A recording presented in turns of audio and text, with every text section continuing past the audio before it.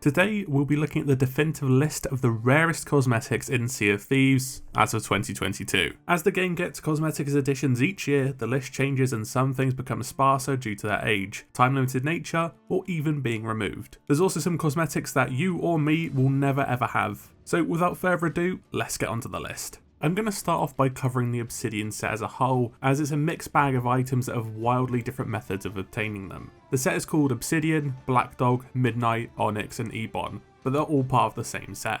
Currently, the easiest parts to obtain are the 6-pack parts. This is the Eye of Reach, Lantern, Drum, Speaking Trumpet, Pocket Watch and Spyglass.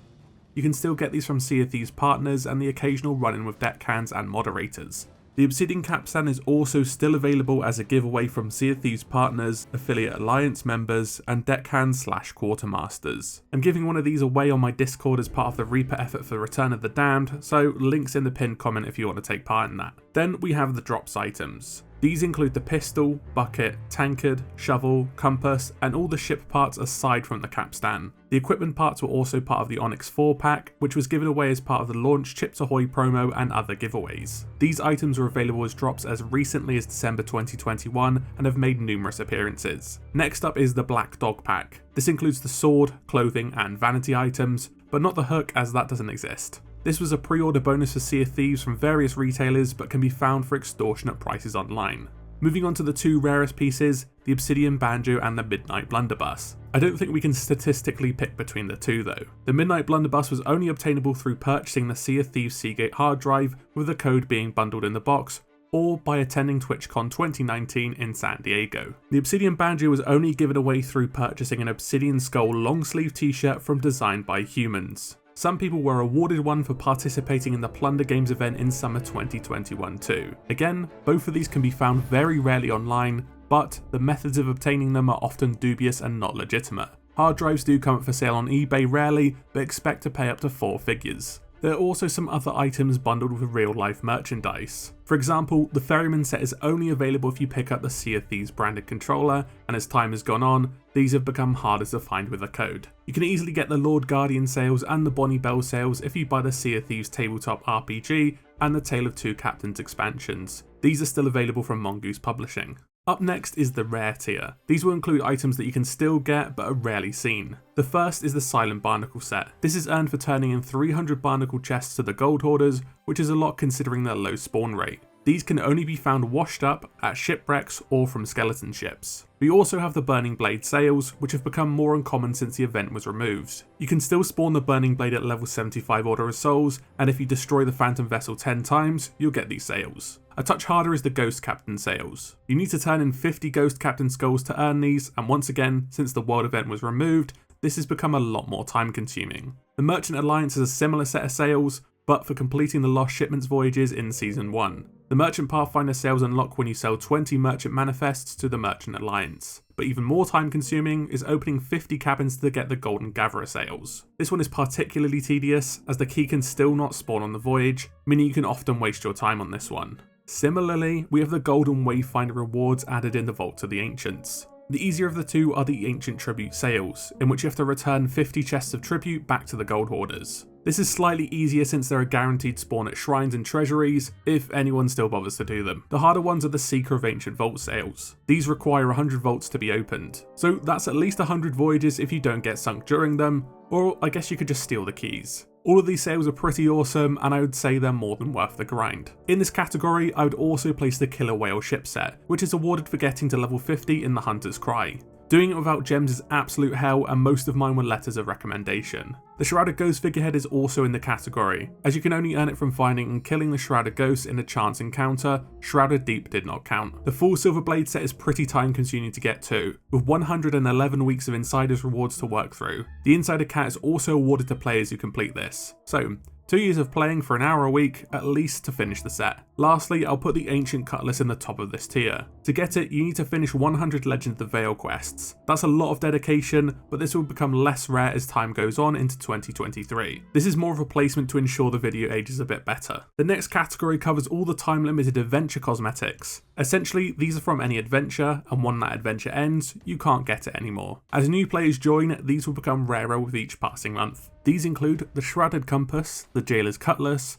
the Hunter's Beloved Figurehead, Saviour of Golden Sand Sails, Servant of the Flames Lantern, Mask of the Sea emote, Hunter's Repost painting, the Ancient Warrior Sails, Stitcher's Stitches, and the Bell and Reaper's Ritual Sails. The next section includes all the time limited season pass items unlocked by Pirate Legends, aside from the legendary curse, as that's coming back unfortunately. The list includes the Shackled Phantom Hull, Athena's Might Cutlass, Ferryman Figurehead, Sud's Jacket, Cursed Adventurer Cutlass, Wander's Spyglass, Merrick's Tankard, Grimm's Jacket, Bell's Hat, the Mysterious Stranger's Cutlass, and Merrick's Jacket and Merrick's Sword. This list will probably grow by another 8 items by next year, with maybe a few of them coming back, as Rare will pick and choose which of these is time limited. Next up is the rewards Rare has given out for simply logging in during a specific time.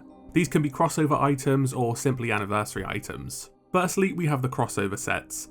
These are ship sets themed around other IPs, both under Microsoft and other publishers. These are the Ancestral Set, Mutinous Fist Set, Omen Set, Spartan Set, and Mayhem Set. Simply play Sea of Thieves within a specific time frame and these are yours. There were a handful of exclusive Emporium items which were never brought back. These were the Reaper's Mark Sails and the Golden Skull Sails, along with the various charity sales. Those items were as simple as opening your wallet, but you had to log in and buy them during a specific time frame. The Golden Skulls were only available from the 29th of November 2019 to the 3rd of December 2019. The Reaper's Mark was actually around twice, both in March until April 2020 and 2021. Then we have the milestone and anniversary items. Earlier this year, Rare released the Golden Sailor Cannon Flare and Wheel for the 4th anniversary, where you could earn these by playing between the 18th of March and 21st of March 2022.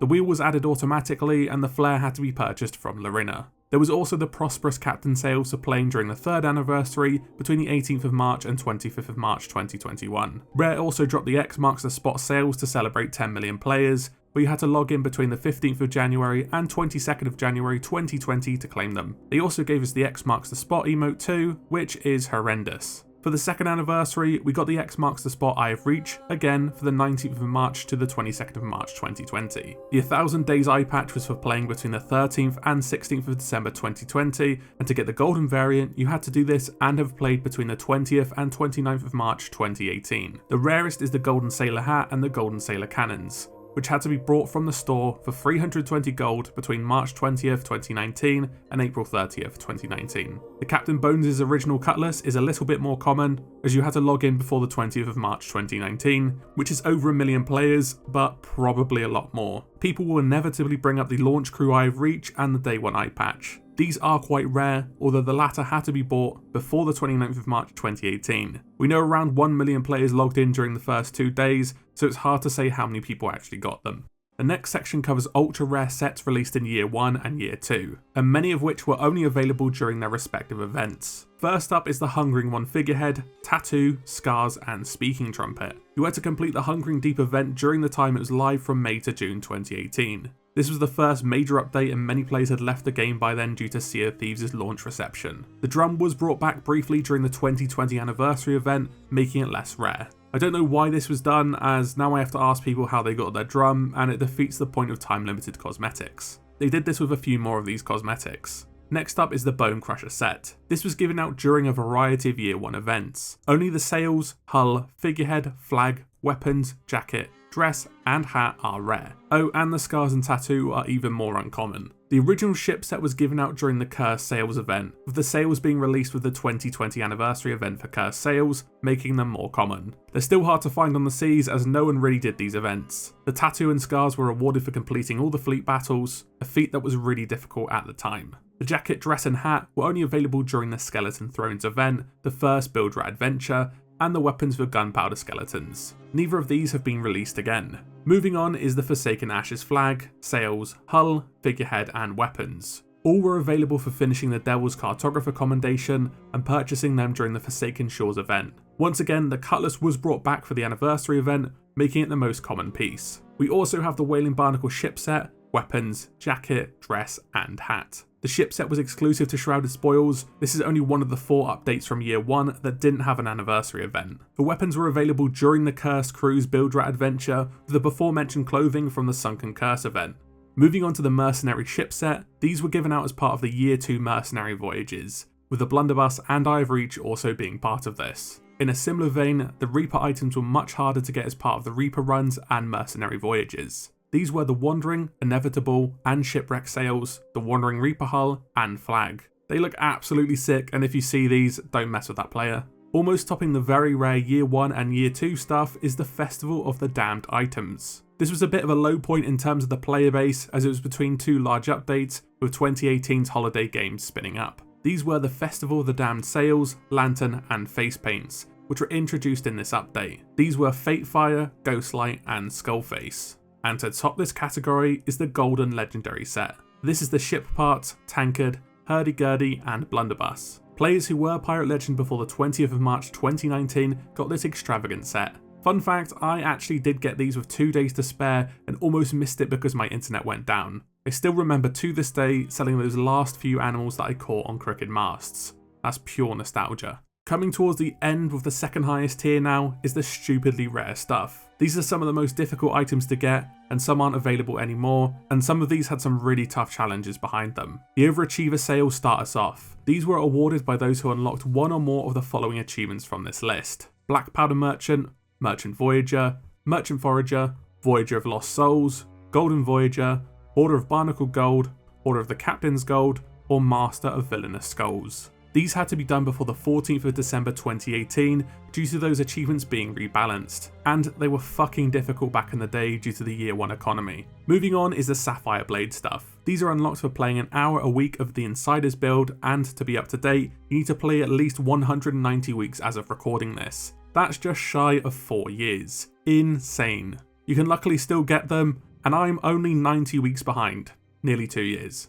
Another rare set of sails is the Brave Vanguard sails. These were earned for being part of the original Pioneer program before it became the Insider program. This was given to anyone who joined before the 1st of December 2017. The Rare Legend sails are also in the section. All you have to do is get a job at Rare and these will be applied to your account. Simple enough, right? Then we have the Sea of Champions sails. These are earned if you manage to win a Sea of Champions tournament or you're a status effect staff member. Even with Arena's closure, the tournament hasn't dissolved just yet, so these may come back in the future. The Notorious Arena League sails are up next. They cannot be obtained since the Notorious Arena League disbanded shortly after Arena closed its doors this year. To win these, you just have to win a Galleon tournament as part of an NAL crew. I say just like it's an easy thing to do. The Affiliate Alliance sails are in this section as well. These were released only this year and are given out by various Affiliate Alliance communities for special giveaways. As they're released this year, they're very hard to get hold of. Currently, the Gilded Phoenix weapons are really rare too, as they've just been released. All you need to do is appear on Sea of Thieves Television, the official Twitch channel for Sea of Thieves, or you can win them in a giveaway from someone who already has. As it stands, it's one giveaway per appearance, so they're very sparse right now. Near the top are the Fashionistas Finery Gloves. These are earned by winning a Style of Thieves contest where the community will vote on the best outfit for a particular theme. This was held on Discord, Twitter, Facebook, and Instagram. Only 24 people have these, which was originally meant to be 4 until someone began to pay for bots to improve their votes. So Rare just gave them out to all the finalists. Topping the category is the Deckhand or Quartermaster sails. You just need to be a Deckhand, a moderator of the forums, or a Quartermaster, a moderator of the official Discord to get these sails. And these are very, very few and far between. And the final category, you don't have these, and only 2 sets appear here. Kicking off the list is the Golden Banana set, where only 2 people in the world have these. They were given away as part of the Quest for the Golden Bananas contest to help promote the launch of Sea of Thieves. The winners who managed to complete the ultimate test got the Golden Bananas set, along with 4 18-karat gold bananas valued at £20,000. The winning crew were from France, called Hair Crew. The runners-up got some golden coins worth £300 each, however. And of course, the final cosmetic on this list is the Loot and Lore sails. They only belong to one person, the Frosty, who created the game show Loot and Lore. To get these, all you have to do is host the show. Unfortunately, he stopped playing the game 3 years ago, and as far as I know, no one else has got these sails. The Frosty, if you're watching this, I would love to host the game show to have a chance at these wonderful sails. And that wraps up the list. I'm sure I've missed a handful of things, but I most certainly have covered the absolute rarest cosmetics. Thanks for watching. Please let me know down in the comments how many you have in your collection from this list, and also which ones you'd like the most. Thanks again for watching, and as always, I'll see you in the next video.